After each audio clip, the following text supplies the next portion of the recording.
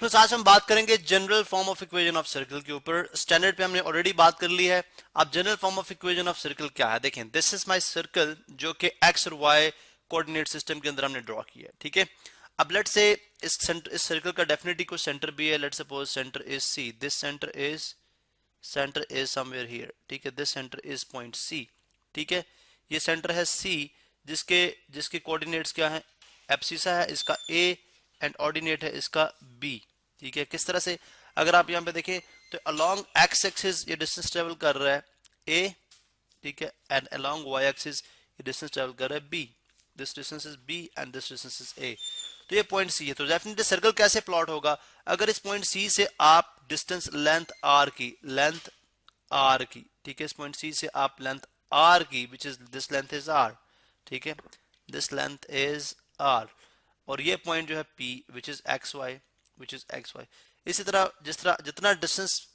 Point P का है point C से, इतने डिस्टेंस पे ऑल अलोंग, यानी इसकी हर तरफ आप points dot dot dot dot, यानी ये तमाम डिस्टेंस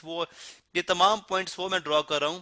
ये तमाम पॉइंट्स वो मैं ड्रॉ कर रहा हूँ जो इस पॉइंट C से इक्वल डिस्टेंस के ऊपर है। अगर मैं इन तमाम पॉइंट्स को कनेक्ट कर दूं, अगर मैं इन तमाम पॉइंट्स को ज्वाइन कर दूं ऑल टुगेदर, तो मेरे पास क्या बन जाएगा, सर्कल। इसी तरह so on and so fourth, ठीक है। तो ये मेरे पास बन जाएगा circle.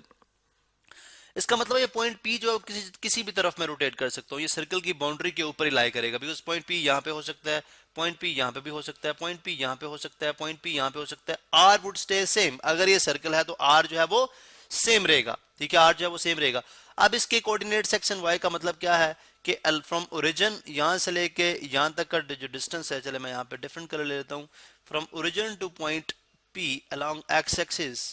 from origin to point P along x axis, this distance is x, and from origin to point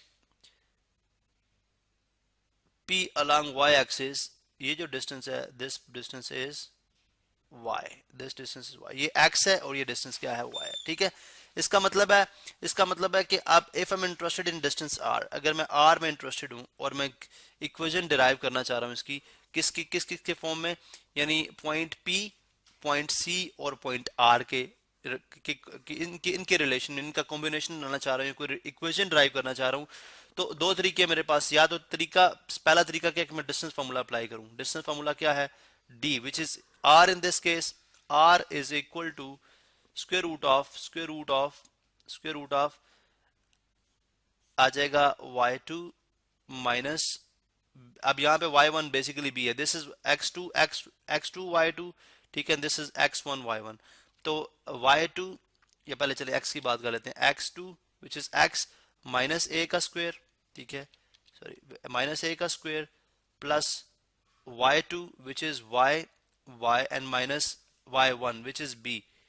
y minus B का स्क्वायर। तो ये आ जाएगा, अगर मैं स्क्वेयरिंग करूंगा तो इस तरह से भी लिया जा सकता है। Second possibility by Pythagoras theorem भी हम कर सकते हैं। लेट्स से अगर मैं एक लाइन ड्रॉ करूं which is parallel line from, जो पॉइंट सी से पास करे और पैरेलल टू एक्स एक्सिस हो, पैरेलल लाइन हो टू एक्स एक्सिस, ठीक है, और पॉइंट पी से मैं अगर परपेंडिकुलर थ्रो करूं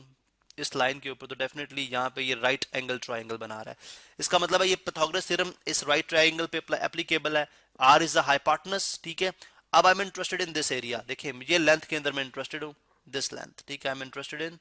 दिस लेंथ, मुझे ये लेंथ चाहिए। इस तरह मैं इंटरेस्टेड इन दिस लेंथ, मुझे ये लेंथ भी चाहिए, because this is the base and this is the perpendicular. Let's say अगर थीटा ये है, this is the base and this is the perpendicular. अब लेट्स से अगर ये टोटल लेंथ देखें, this length is a and this length is b, that means this length is also b and this length is also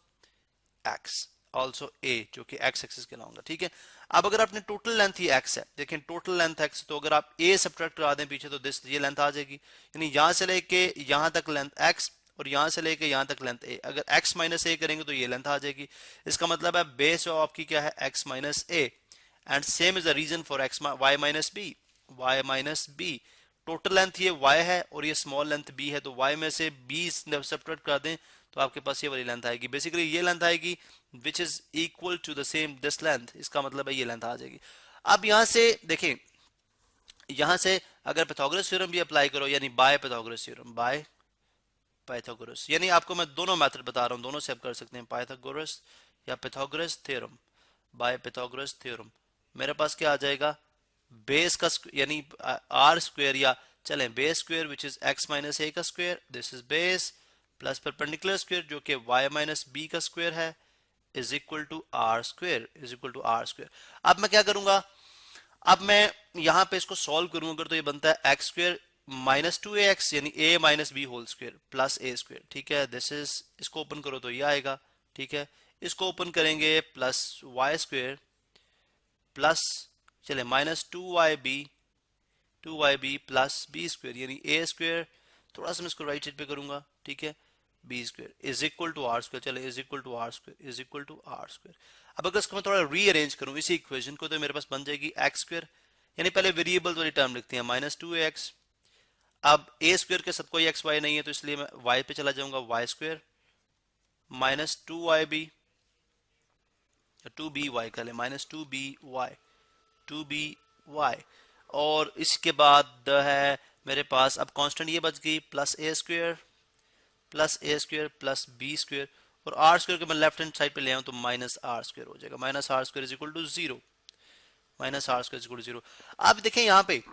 पे एक convention use की जाएगी। Convention क्या है, जो कि इक्वेशन को सिंप्लीफाइड फॉर्म में करती है, कन्वेंशन है, यानी एक कन्वेंशन थी जिसकी बेसिस के ऊपर हमने बोला जी कि जो माइनस ए है, लेट सपोज हम ये जो माइनस ए साइन है, इस माइनस यानी माइनस टू ए एक्स में ए साइन नेगेटिव के साथ, यानी जो नेगेटिव साइन है वो ए के साथ एसोसिएट करते हैं, ठीक है। तो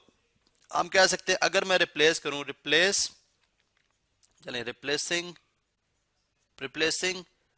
मैंने क्या करनी है जी, रिप्लेस में करूंगा minus A by G and minus B by F, ये कन्वेंशन है, ठीक है। अब इस कन्वेंशन के तहत यानी इसको नेगेटिव साइन को भी हमने पॉजिटिव कर ली तो ये बन जाएगा एक्स स्क्वायर, ये बन जाएगा X square minus two X, अब बन जाएगा plus two G X, because minus A replace हो रहा है प्लस जी के साथ, तो ये नेगेटिव खत्म हो जाएगा, तो ये बन जाएगा प्लस टू जी एक्स। इस तरह प्लस वाई स्क्वायर और ये बन जाएगा माइनस टू बी, चूंकि रिप्लेस हो रहा है एफ के साथ, तो ये बन जाएगा plus two F Y plus, अब ए चूंकि देखें अगर minus A is equal to G है तो minus G is equal to A होगा, लेकिन minus G is equal A is equal to minus G होगा तो माइनस जी का स्क्वायर होगा, तो स्क्वायर होने की वजह से वो पॉजिटिव हो जाएगा, इसलिए ये प्लस जी स्क्वायर बन जाएगा, और same is the reason here, और ये प्लस एफ स्क्वायर बन जाएगा and minus R square is equal to zero. अब यहाँ पे देखें एक बड़ी इंटरेस्टिंग जो बात है वो ये है कि ये जो टर्म आपको नजर आ रही है G square plus F square minus R square, this is a constant term, इसके साथ कोई एक्स कोई वाई कोई वेरिएबल नहीं है, तो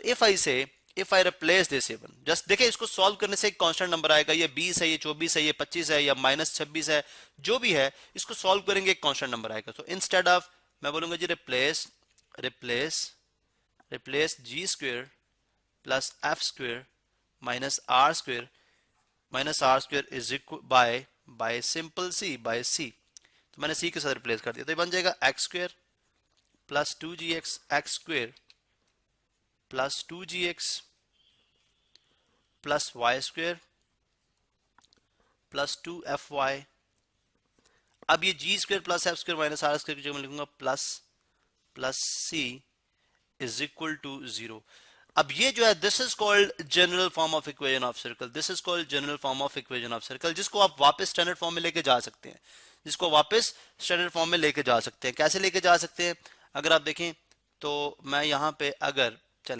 बल्कि इसको हम नेक्स्ट लेक्चर में कंटिन्यू करते हैं, बिकॉज टाइम की लिमिटेशन के बायस हम इसको अगले लेक्चर में कंटिन्यू करते हैं, और ये भी देखते हैं कि हम किस तरह से ये गारंटी के साथ कह सकते हैं कि जो इक्वेशन हमारे पास आई है this represents equation of circle.